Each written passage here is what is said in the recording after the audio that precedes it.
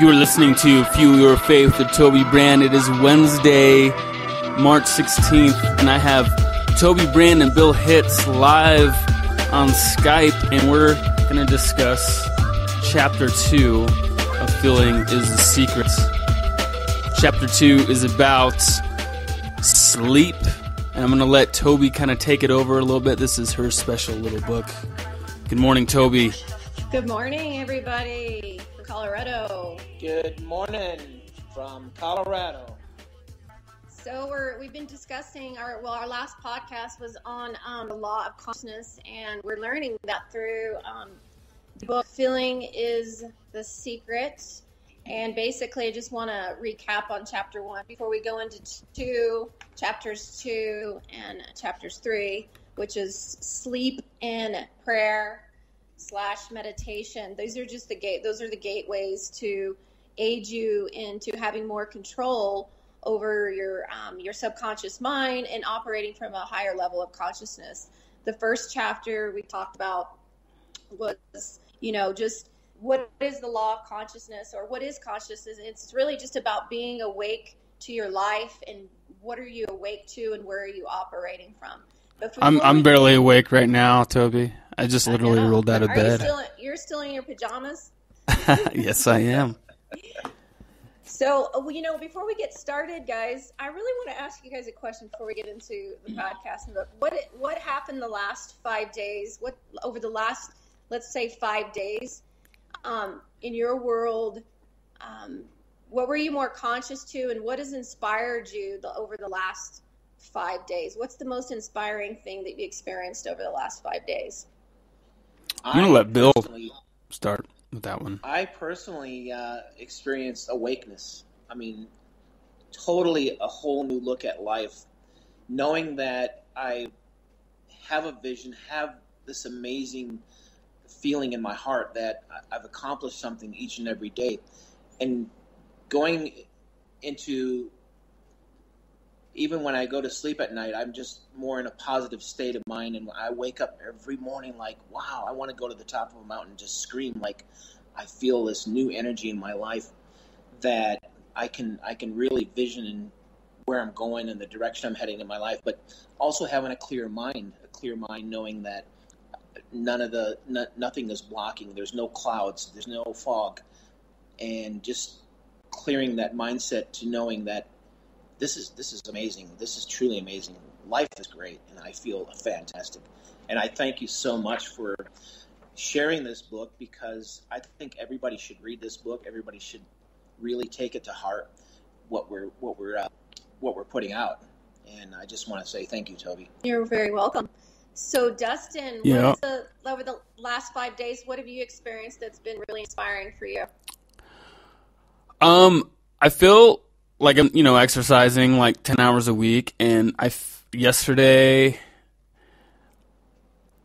physically, and the last few days physically, I've been just on a roll. I mean, it's like I feel more in my body. I feel like I have more control over my body, in which I know definitely starts with being more aware mentally and in the moment, and not thinking so much about tomorrow or the future. I mean, it's good to have, a little bit of focus in the future and tomorrow, but really focusing on each moment and putting like all my efforts in just that one moment. And I don't know, my exercises I'm definitely gotten better shape, and I can run like an 8-minute mile now, which is amazing.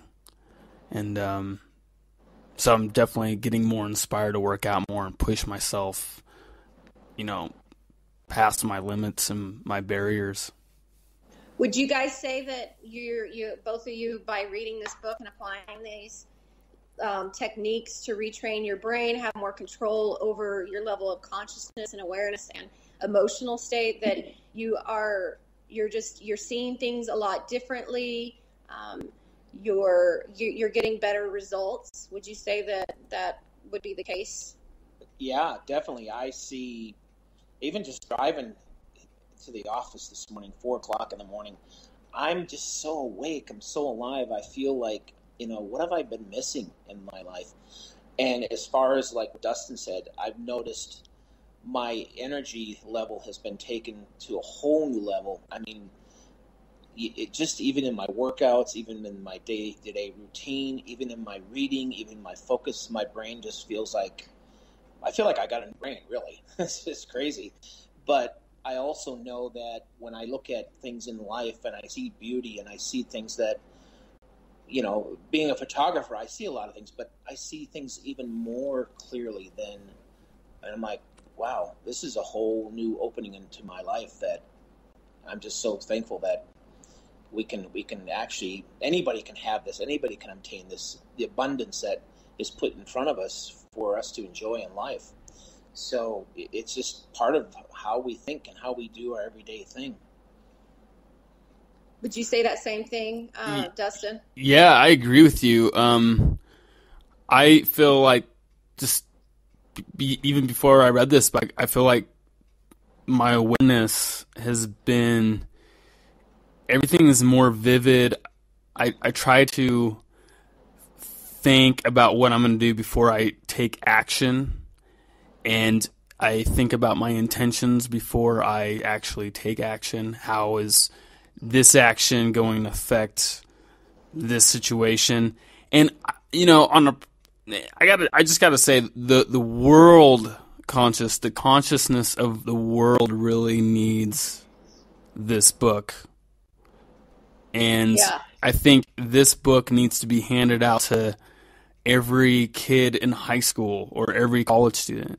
And you don't have to be, religious to read this book. Just want to point that out. Yeah, because there is scripture in there, and I don't think it is a religious book, but the scriptures, the spiritual scriptures. And I don't, when I read scriptures, I don't look at it in a religious way. It's a very, to me, it's a very spiritual way because the last chapter in this book is about spirit. And so I really like how they plant the scriptures throughout the book here and there. And to me, they're just very positive affirmations that we can use. But I think that's interesting that you said that about the consciousness of the world. God, that just provoked an amazing thought in me and made me aware of something. This book is, and what you're saying is that you have, the more and more I read this book and the more I keep reading and applying these teachings from the books, I'm learning about the brain, how to strengthen our brain, how to heal our brain, how to gain more control over our emotional state and our consciousness, is that I'm waking up more and more every day realizing that we can really gain so much control over our inner world with these teachings and these tools. And it's amazing what it can do for our life and how it can really turn things around. But the collective consciousness that you're talking about, the world, the outside world, we have to be careful with that because, with this book and how it teaches us how to gain more control over our conscious awareness and our emotional state, and these things that we can use like sleep, prayer, meditation, focusing on our emotional state, is that it's really, we can use that as a shield against all the negativity outside of, in the outer world. Because you hear it all the time. The only thing we have control over is us. We have no control over anything outside of us except what we do and how we think and our choices and our behavior. And I think this book, I really do. I think this book is really great. Feeling is the Secret by Neville Goddard. Please get this book and read it, because we're just going to go over the points in chapters 2 and 3, sleep and prayer / meditation. And the fourth chapter is spirit, which you're going to have to get the book to read that, because we're not going to have that much time to go over it. But, we can have so much control and gain so much control and really just bring so much balance and clarity and a new perspective and attitude into our world. So with that being said, I'm just going to talk about real quick, and you guys please, chime in whenever you want to say something. But chapters 2 is about is about sleep. So with that being said, I've got all kinds of stuff highlighted. I've got notes in my book, and I wish I had like 2 or 3 hours just to go over just this chapter because it's really powerful. So ask yourself, you're listening to this, and even if you haven't read the book, think about what I'm saying here is, what are you doing at night before you go to sleep? Because sleep is another way. It's a gateway into our subconscious mind. And remember, our subconscious mind does not know the difference between what is real and what is not real. So the best thing you can do is read this book, use these types of tools, and use your night and your sleep as a tool to gain more control over your life, your emotions, your habit, and your attitude. Can we talk about habits of sleep and tools? Yeah, I think that's absolutely a good topic to discuss, because I think what we do before we go to sleep, the habits that we have before we go to sleep, definitely affect our subconscious while we sleep. And that kind of dictates how we feel in that first 5 or 6 minutes of waking up. Do you believe that? Yeah, absolutely. And that's exactly what the chapter 2 talks about, is that, whatever mood and feeling you're in prior to sleep, it can really dictate when you wake up the next morning and your day. So think of your habits before you go to sleep. What are you doing? What are you feeling? And in the book, it really talks about, preparing for a good night's sleep, and, whatever it is, what's going on in your world. If you've got goals, if you've got things you're wanting to accomplish, those are the things that would be really, really good for you to go over before you go to bed, and really assume that feeling and that your desires and your goals are already accomplished. And I've read that in a lot of books, but in this book it keeps it pretty simple. So here's a habit, is to at night just really be mindful of what you're thinking about. I have this really great thing that is called daily scripting that I've been doing. I've got other people doing it. And really just assume, write out how you want your day to be. What are you thinking about? What are you watching before you go to sleep? And, don't go to bed with a lot of stress and worries on your mind. And if you do, write it out, let it go.